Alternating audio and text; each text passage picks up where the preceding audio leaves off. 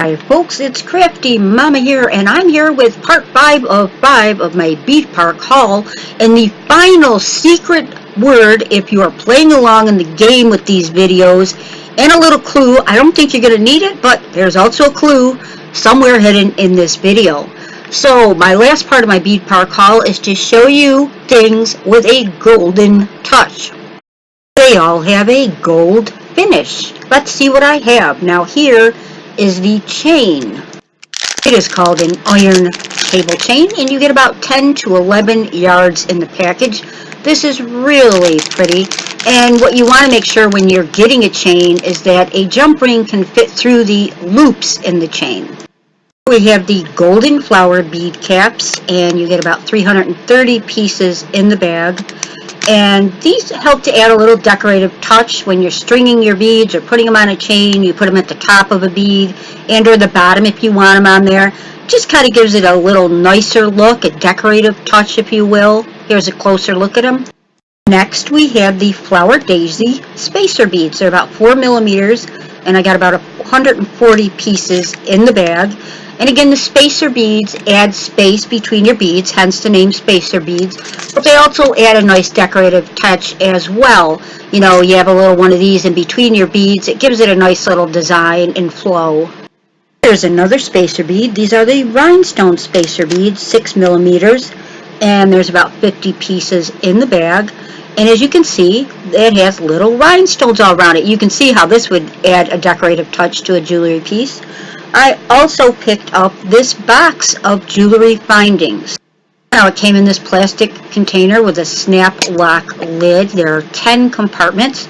All the little pieces have little baggies. They're in little baggies so that you don't drop them all over when you first get it. First I got the lobster claw clasp. These are 6 millimeters long.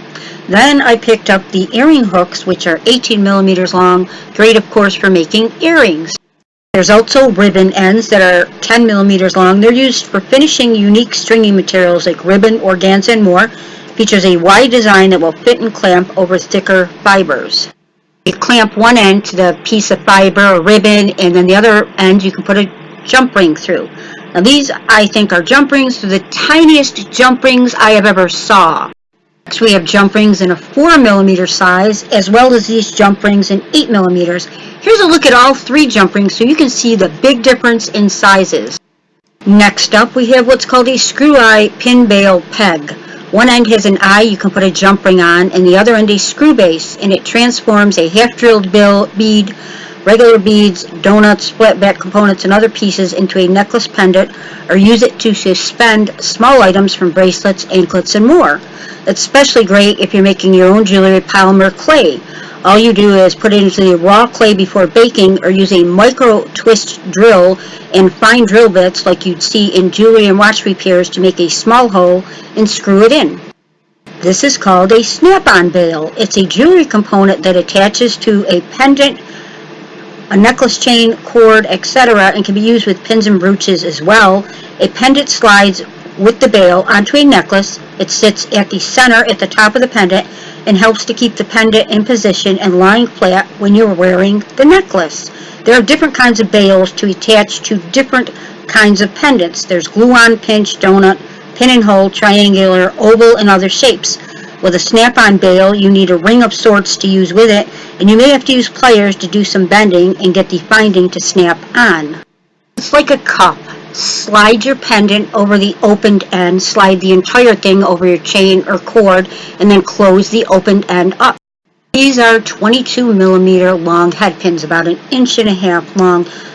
The flat end holds the bead on, and the other end you can use your pliers to make a loop with to add a jump ring. Here we have folding crimp ends. They're used to finish the ends of jewelry.